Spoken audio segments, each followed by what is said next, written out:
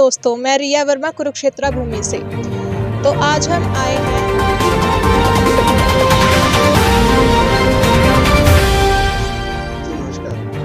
तो जैसा कि आप आज़ाद हमारी तैयारी बहुत बढ़िया चल रही है। और सबसे पहले तो मैं आपके चैनल का स्वागत करना चाहूँगा कि आप लोग मेरे विचार जानने के लिए आए और जनता को आप बताना चाहते हैं और हमारे विचार जनता तक पहुंचाना चाहते हैं। पहले तो मैं आपके चैनल का बहुत बहुत स्वागत यहाँ पर करता हूँ। ठीक है, तो अभी आपको क्या लग रहा है, आपके यहाँ पर आप कितना भारी पड़ रहे हो बीजेपी कैंडिडेट्स के ऊपर?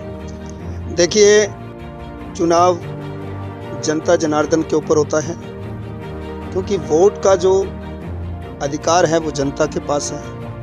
यहाँ कोई बीजेपी नहीं है और यहाँ कोई आम व्यक्ति नहीं है। हर एक व्यक्ति का अधिकार है चुनाव लड़ना, और जनता की जो पंचायत है वो अपना प्रतिनिधि चुनती है और वो उनकी सोच पे डिपेंड करता है कि हमें किस प्रकार से विकास चाहिए। बीजेपी का पहले उन्होंने राज देखा है, अब तीसरी बार बीजेपी चल रही है, और इन 15 सालों में उन्होंने क्या देखा है, क्या विकास पाया है, वो बेखूबी जानती है और जनता इसका जवाब अपनी वोट की चोट से देगी।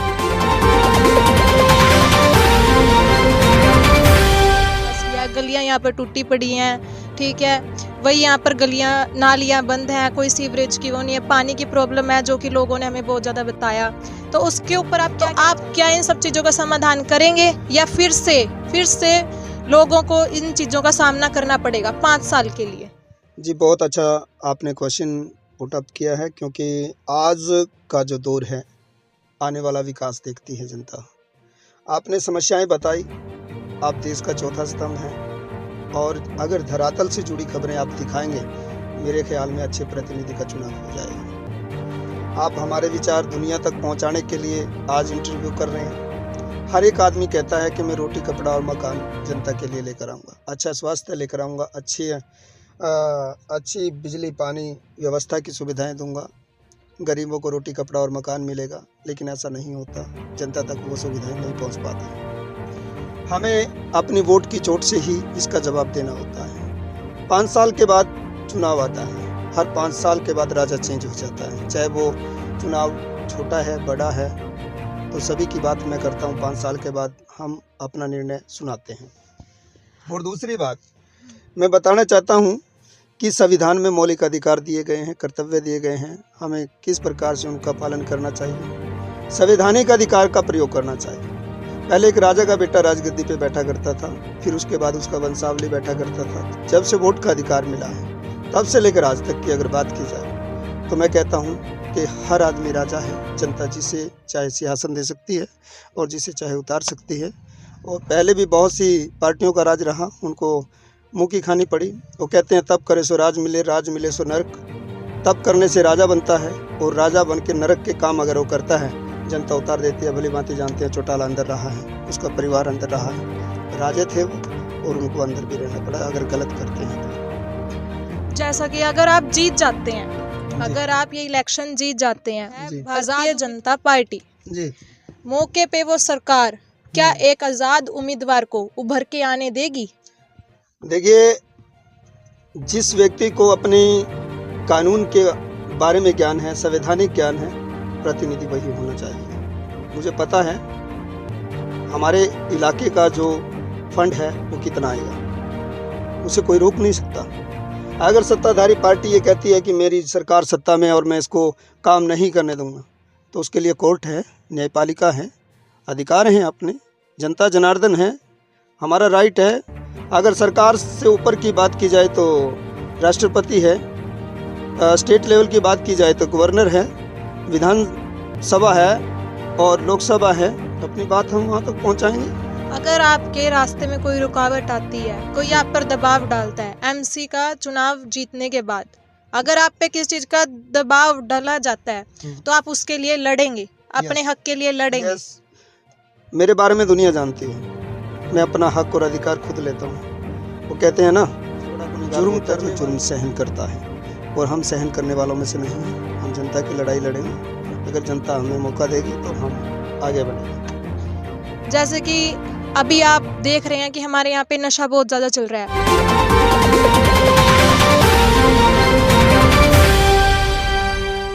के लिए करेंगे कुछ, नशे रोकने के लिए नशे के ऊपर रोक लगाएंगे कुछ, जैसे नशा मुक्ति केंद्र हो गया, या कुछ इनमें दान दून करेंगे, कुछ नशे मुक्ति केंद्र खुलवाए जाएंगे, या हम उम्मीद ना रखें? देखिए, नशा मुक्ति केंद्र खोलने से नशा बंद नहीं होगा। कानून किस लिए है? लगता है कि यहाँ से नशा आ रहा है, यहाँ बेचने वाले लोग बैठे हैं, हम स्ट्रिक्टली एक्शन लेंगे और तुरंत उसके खिलाफ कार्रवाई करेंगे। नशा कैसे आ जाएगा?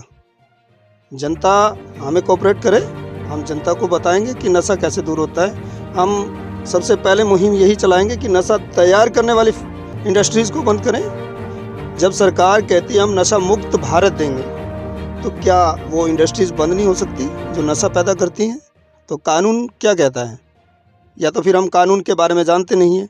अगर किसी के पास 8 से 9 बोतल शराब की पकड़ी जाए, चिट्टा पकड़ा जाए, गांजा पकड़ा जाए, कानूनी कार्रवाई होती है। 10-10 साल वो नहीं आते बाहर, तो एक्शन में कानून को आना पड़ेगा ना। अगर अधिकारी करप्ट हैं तो अधिकारियों के खिलाफ हम एक्शन लेके काम करेंगे और उसके बाद देखना कि कैसे नशा नहीं बंद होता। अगर कोई अधिकारी कहता है कि मैं काम नहीं करता, उसके लिए फिर कानून बैठा है, हम बैठे हैं। एक और सवाल है जो मेरे मन में है, मैं आपसे पूछना चाहूँगी जी। जैसा कि हमारे यहाँ पर एक रीत है कि हम गायों की बहुत ज़्यादा सेवा करते हैं, गौ माता को हम अपनी माँ समान समझते हैं, जानवरों के लिए हम बहुत कुछ करते हैं, ठीक है। तो यहाँ पर जैसा कि हम सबसे ज़्यादा देखते हैं, यहाँ पर क्या चीज़ है, जब भी कोई पार्षद के इलेक्शन में खड़ा होता है तो वो दारू और मुर्गा ऐसी नॉन वेज जैसी चीजें बहुत ज्यादा चलवाता है। तो उसके ऊपर क्या कुछ सबसे पहले आप क्या जानना चाहते हैं? गाय के बारे में जानना चाहते हैं या फिर कि पशुओं मैं जानना चाहती हूँ कि आप अपना एक क्वेश्चन में 2 क्वेश्चन कर रहे हैं। नहीं, मैं ये कहना चाह रही हूँ कि यहाँ पे जैसे मुर्गा वगैरह चलता है, दारू चलती है। इलेक्शन की बात कर रहे हैं। इलेक्शन में जो नशा कोई भी लालच देकर वोट खरीदना चाहते हैं, हमारे इलेक्शन में ऐसा नहीं चलेगा। मतलब आप एक तरफा लड़ रहे हैं, सही रीति रिवाज से लड़ जी बिल्कुल। इन चीज़ों का बहिष्कार हमें करना है, इन चीज़ों को हमने दूर भगाना है। और हम चुनाव महंगा अगर करेंगे तो चुनाव में फिर वोट कहाँ से आएगा? और अगर आपका आगे वाला बात आपने गाय की भी की थी, और गाय के बारे में मैं बता देता हूँ। गाय हमारी माता है, हमारे देश की राजनीति को इससे आगे कुछ नहीं आता है। अगर हम बात करें तो देश को डेवलपमेंट करना है तो हमें फॉरेन कंट्रियों की तरह अपने देश को आगे लेकर आना पड़ेगा। हमें सभ्यता संस्कृति को मानते हुए, हमारे देश की सभ्यता संस्कृति क्या कहती है, उससे भी ऊपर उठ के अपने देश को आगे ले जाना पड़ेगा। अंधविश्वास से ऊपर उठना पड़ेगा, अपना देश शिक्षित करना पड़ेगा। अपने देश का बच्चा पढ़ा लिखा होगा, रोजगार होगा, तो मेरे ख्याल में देश आगे बढ़ेगा। अगर हम मंदिरों की घंटी बजाते रहेंगे तो मेरे ख्याल में देश आगे नहीं बढ़ सकता। तो जनता से क्या अपील रहेगी आपकी? देखिए, जनता से मेरी यही अपील है कि आपको वोट का अधिकार मिला है, वोट आपके बच्चों का भविष्य है।